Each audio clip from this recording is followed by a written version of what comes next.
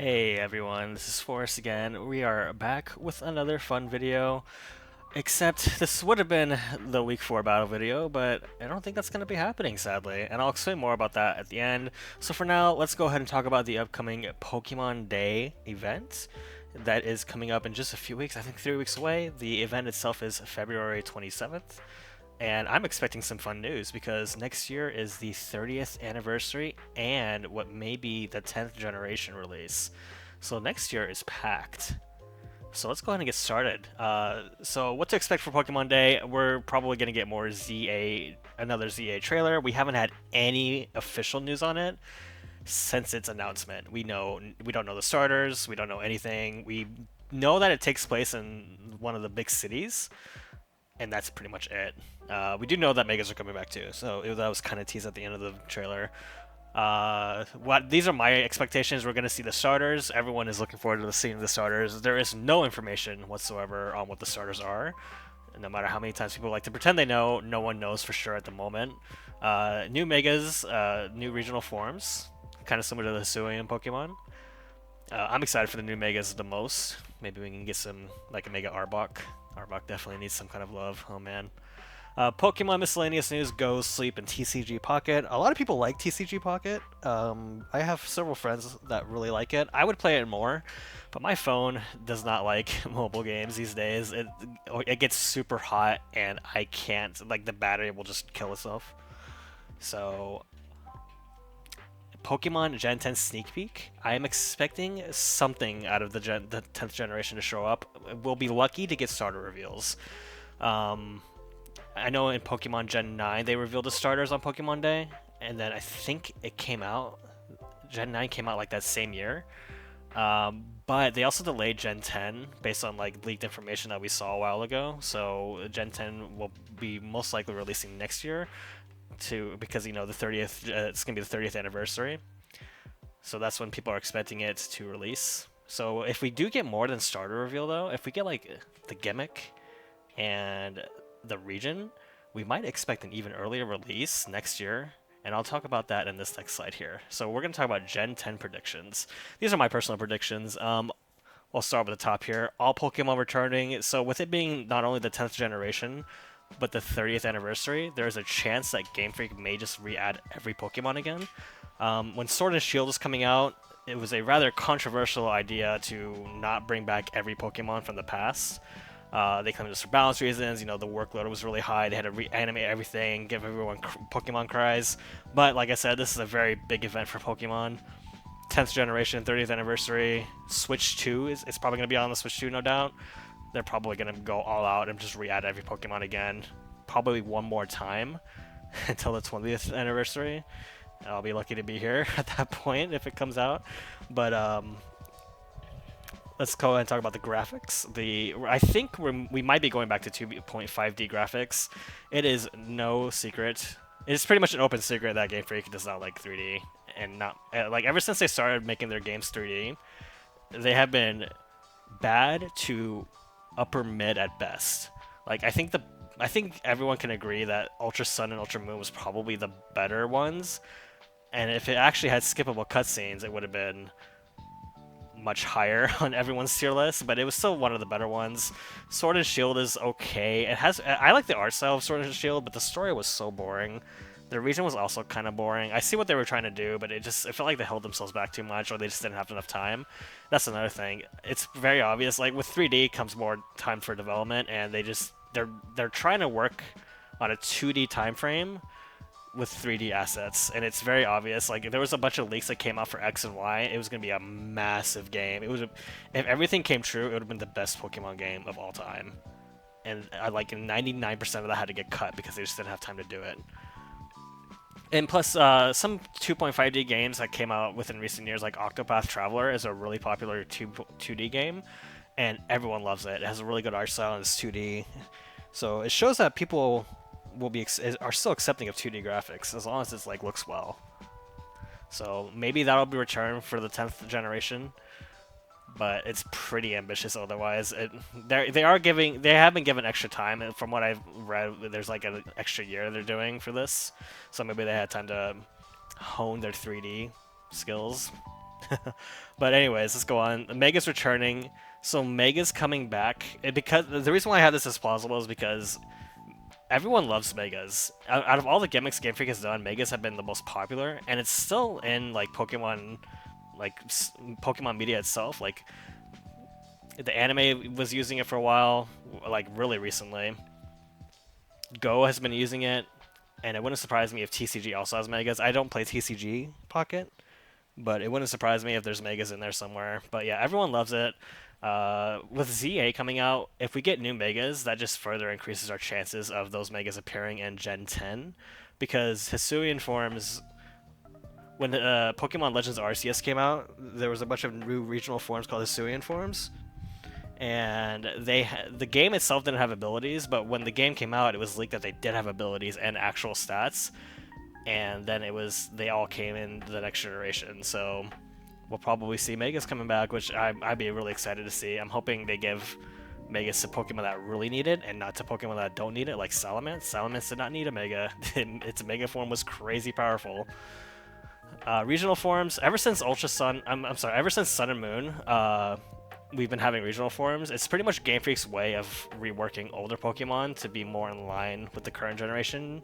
But now it doesn't always work out. Like Alolan Sandslash is pretty bad, but Alolan Ninetales is very well loved and pretty good in the competitive scene, especially for VGC. Evolutions for older Pokemon. There are some Pokemon that are... Some of the older Pokemon are really bad. Like I mentioned earlier, Arbok is really bad. It could use an evolution. If it does get an evolution and it keeps all of its moves, that it knows now, it would probably be very terrifying with Intimidate and all the moves it can learn. It learns a lot of cool moves like Glare and gets really good coverage moves. Mainline release on Pokemon Day. Now, this is definitely... Out of everything on this list, this one is definitely the most ambitious one I could think of.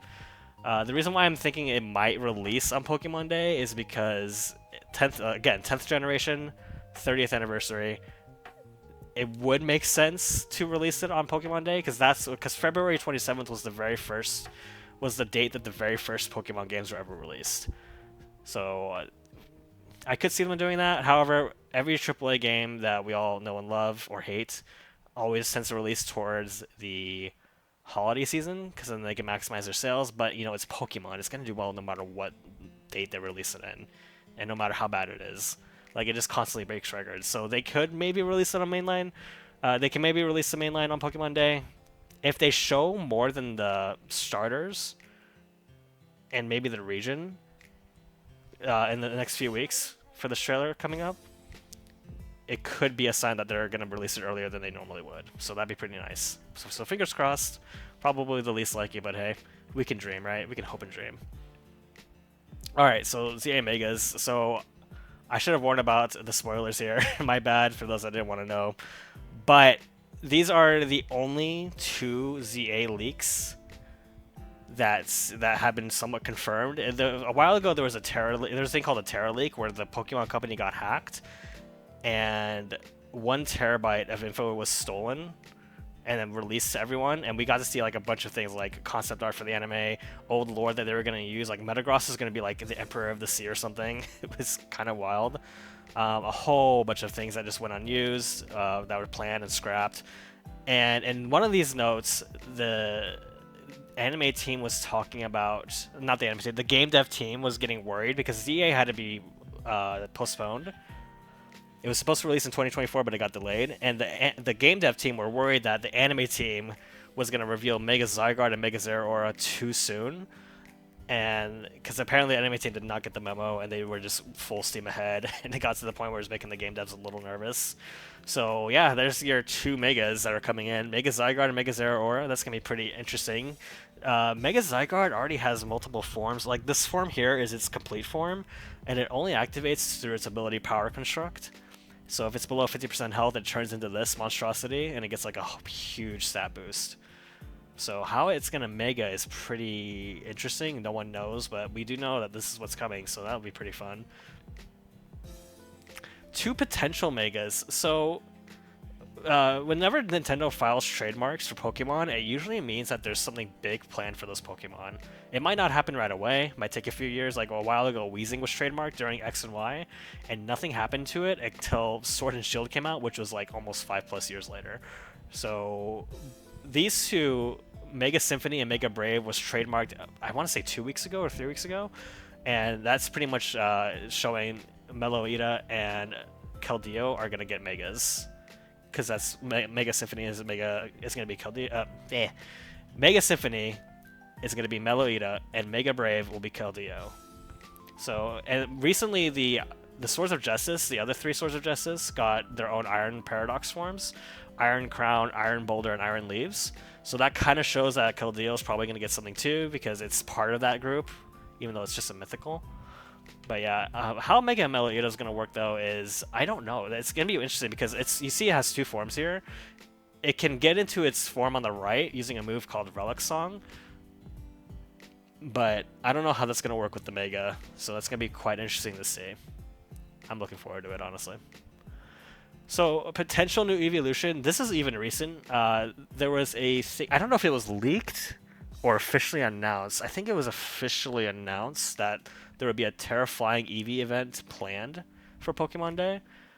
And in the past, in 2014, there was a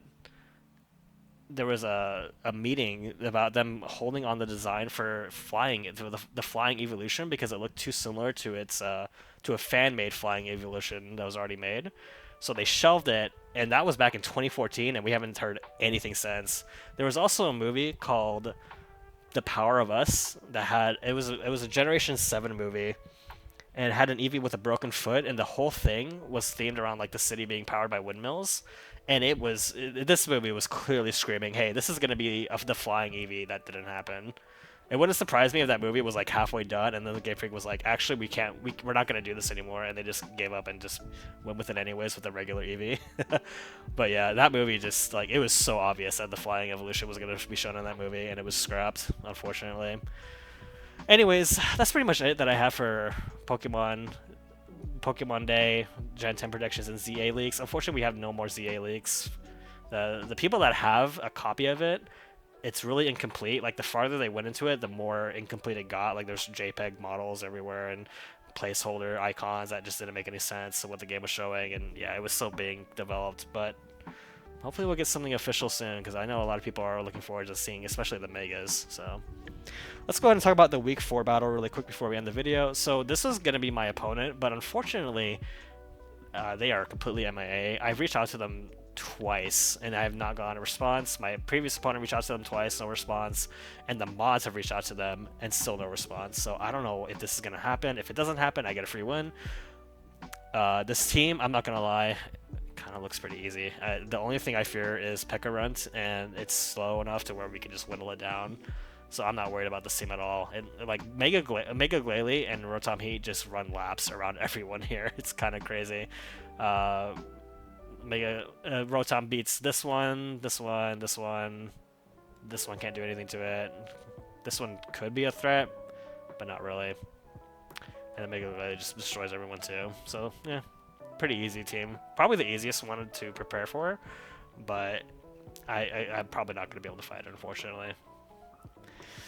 Last but not least, we got the current draft standings. So I'll be doing this from now on my battle videos. I'll be showing the current draft standings at the end. Now, they may not always be updated. They're usually updated mid-week after. So Week 4 is still ongoing, but obviously because it hasn't ended yet until Sunday evening, it's going to show blank. So we'll probably be a week behind when it comes to draft standings. But here are the current standings here. Only 2 people are 3-0. Me and someone named Quinn. I am not scheduled to fight Quinn until probably playoffs, because we're both going to definitely hit playoffs, especially if I get this 4-0. I'm pretty much set to get in.